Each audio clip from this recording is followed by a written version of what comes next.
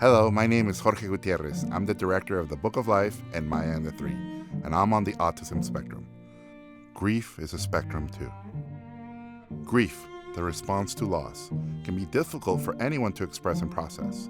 For those on the autism spectrum like me, conveying thoughts and feelings of grief may be especially challenging, yet may also provide unique ways of coping.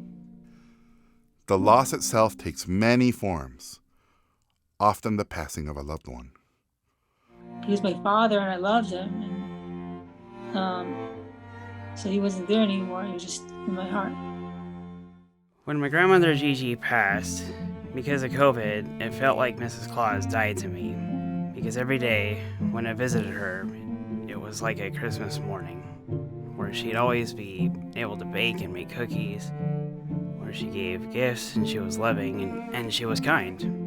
When my dog Jasper passed away and he was about to die in my arms, I told him I will never get another dog because I cannot replace him, because that's replacing my child. I couldn't do that. For many on the autism spectrum, the loss of routine can be profound. Well, I really do miss my animation at the studio. Pandemic happened like we all had to evacuate. It stinks. Not only are there various causes of grief, but one's reaction to the loss covers a full range of emotions. Every night, it's like a bottle of water or a bottle of liquid overflowing.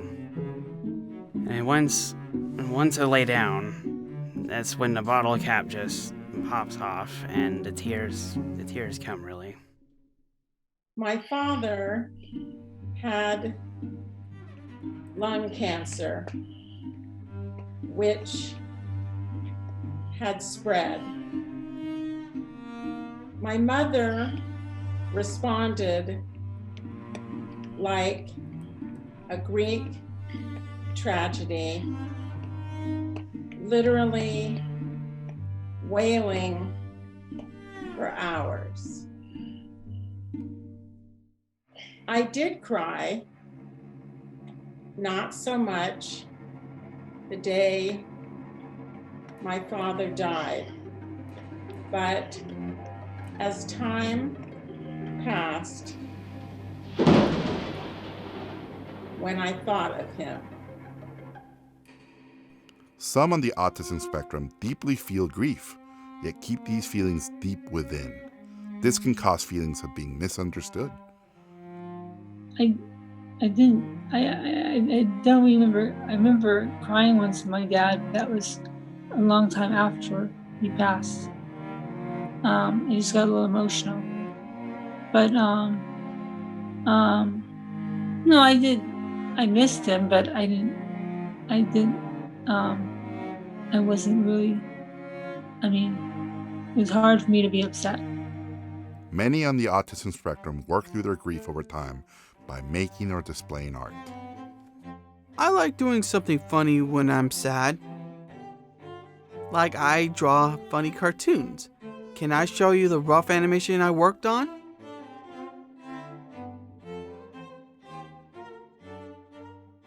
I can't sing or dance or act or paint due to my dyspraxia.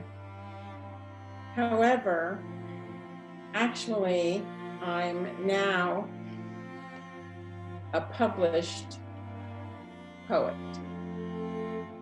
The way I decided to work through the grief of my loss of my dog Jasper was to get a tribute tattoo of him, because that way I have him to look at every day.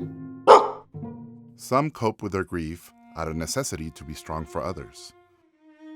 I just, like with my dad, when he had Alzheimer's, when I went to visit him, I said, if I'm in a good mood, he'll be in a good mood.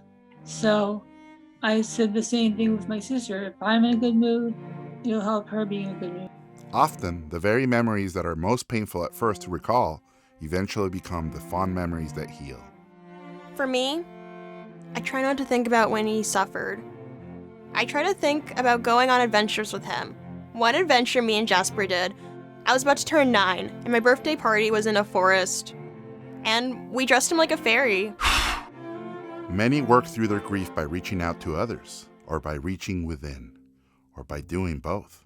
For a long while, I had to talk with my family, and then I had to meditate every night. I prayed to God every single night, and I meditated, and yeah, to this day, I still do that daily. Ultimately, grief is something one has to go through rather than around.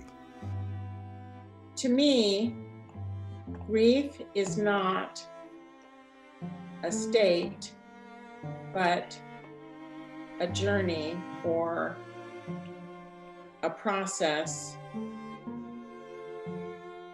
you travel through.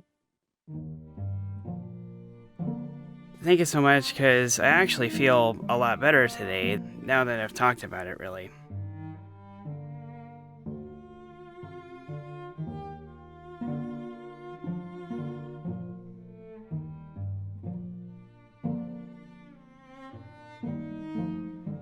This short was made at Exceptional Minds.